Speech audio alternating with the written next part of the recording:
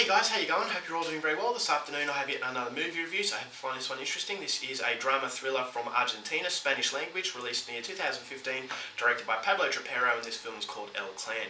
So story to El Clan, it is set on the Puccio family, who were a very notorious family in Argentinian history for all the people they kidnapped and ultimately killed.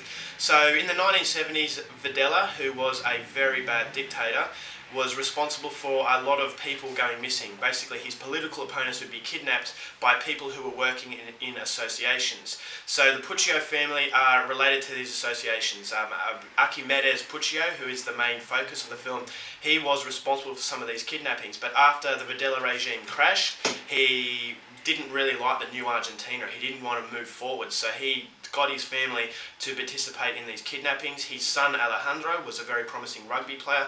Rugby is a very upper class sport here in Argentina, so Arquimedes Puccio saw his teammates as prime targets. So they'd kidnap his teammates and they'd basically get the ransom money from the beloved family, and they'd execute these victims because they thought that they could identify who these people were because of Alejandro. So Alejandro was a promising rugby player. He was in the Argentine national team, or he was almost in the Argentine national team. I'm not quite sure which one.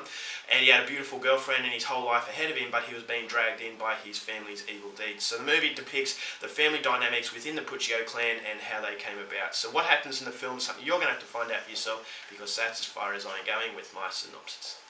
Now my thoughts on El Clan.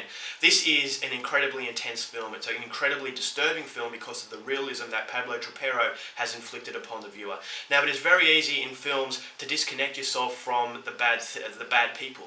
Is that it's not so much a case of realism, because you can disconnect yourself because these are caricatures of what evil is. They're the monster hiding under your bed. They're the Freddy Kruegers. They're the Michael Voorhees. Then people that don't really feel human. So as I said, you can disconnect yourself and you can say to yourself that I'm nothing to do with these guys, I'm nothing like them, I'm the good guy, they're the bad guy. But the beauty of this film is that Pablo Trapero doesn't give you the opportunity to disconnect yourself from this family. These people are everyday people. And this is what's so horrifying about the film, is that these could be your next door neighbours, and that you have no idea, you're completely oblivious to the evil doings that they're actually up to. So the Puccio clan, you've got Arquimedes Puccio, who was ultimately a despicable human being. He was very cruel. He was willing to sacrifice his family for what he believed was the right thing to do. It's a case of old Argentina clashing with the new Argentina, and it was just a very fascinating way that the story was depicted. I thought the family dynamics within this Puccio clan was fascinating. The exchanges between Alejandro and his father Arquimedes. I thought Alejandro had his whole life ahead of him, but he was just suckered in by these evil things. I'm not saying he was a victim, because he was a willing participant. He knew what was going on, but he had a whole life ahead of him, but you always thought he was being weighed down, and you could see the inner torment of this character. And it was brilliantly played by the guy who played him. I can't recall his name, but apparently this was his first feature role, and that's astounding, because it actually felt like he was very comfortable in his role, and he was a very likeable guy. But as I said, there's always that haunting presence in the background that was holding him back. So you sense that his girlfriend, he was madly in love, he was a rugby player, he was a star, everyone knew him, but then all of a sudden you have to remind yourself that what he is doing and the family is always holding him back. So although he can see stardom, although he can see a very good life ahead of him, you always know that that life will never be achieved. And that's what's so depressing about the film, is that this guy, he had the whole world ahead of him, but sometimes the actions of other people within your family can have a serious dampening effect. And so Alejandro was a fascinating aspect of the film. It was a side story. A lot of Pablo Trapero films, they are very good, but they get sidetracked, and I think that a lot of the side stories in Pablo Trapero films don't really feel relevant to the story. But this movie was completely different, because the side story indicated the fight between good and evil, good things happening on one side and the evil things happening on the other. So it was the girlfriend that was the symbolisation of good, and it was Arquimedes Puccio who was the symbolisation of bad. But as I said, that bad and good, the line is blurred. It's very realistic. There are relatable qualities even in Arquimedes Puccio. So you can relate to these people. So as I said, you can't disconnect and say that these are just evil people, nothing like me, because a lot of what they do is like an everyday person.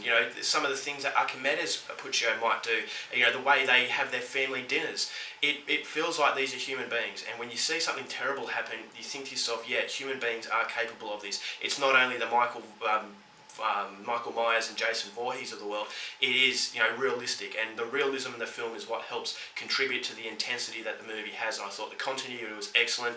It never gets once, as I said, the sidetrack sort of story, the side plot, it really helps contribute to the overall despair that the film has, in that it's just a very dark, deep and depressing film, and I think that the reason why the actors were able to portray themselves in such an intensity was the fact that the direction was great and the script was fantastic. I thought some of the dialogue exchanges between Arquimedes and Alejandro were fascinating, very, very disturbing, and I just thought, everyone involved had the opportunity to blossom.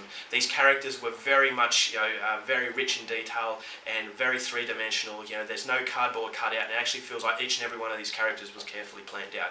But who really steals the show for me in this film was the fact that Guillermo Francella, who was playing Arquimedes Puccio. I mean, this guy, Francella, he's more known as a comedian. He really reminded me of Robin Williams, in that Robin Williams was known to make people laugh, but he was a very underrated, serious actor, and that's exactly the case with Guillermo Francella. I really like this guy, but I don't like him so much for his comedy, but more his serious acting. I mean, this guy can really act, and I think that this character that he's portraying was someone that he could really utilise his talents, and I just thought it was an unforgettable experience, one of the best acting performances I've seen in recent memory.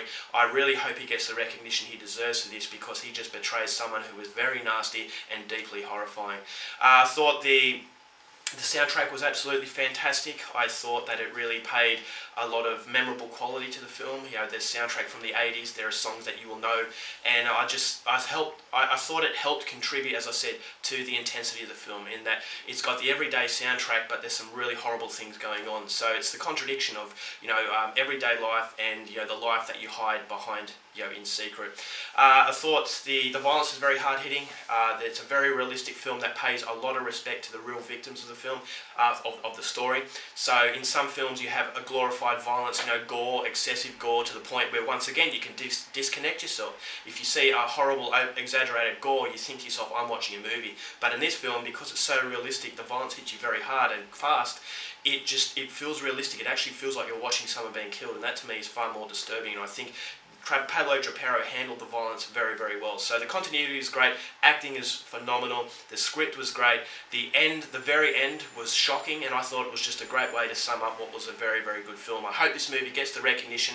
I think it's one of the best Argentinian films to come out in a very, very long time. It's right up there with The Secret in Their Eyes, and I'm going to highly recommend everyone out there go and see it. So overall, for The Clan, going to give it 5 stars. I thought this was absolutely phenomenal filmmaking that captures a very disturbing story in a very respectful way. Alright guys, that's my review. Hope you enjoyed it. Till next time, keep watching movies, and I'll see you later.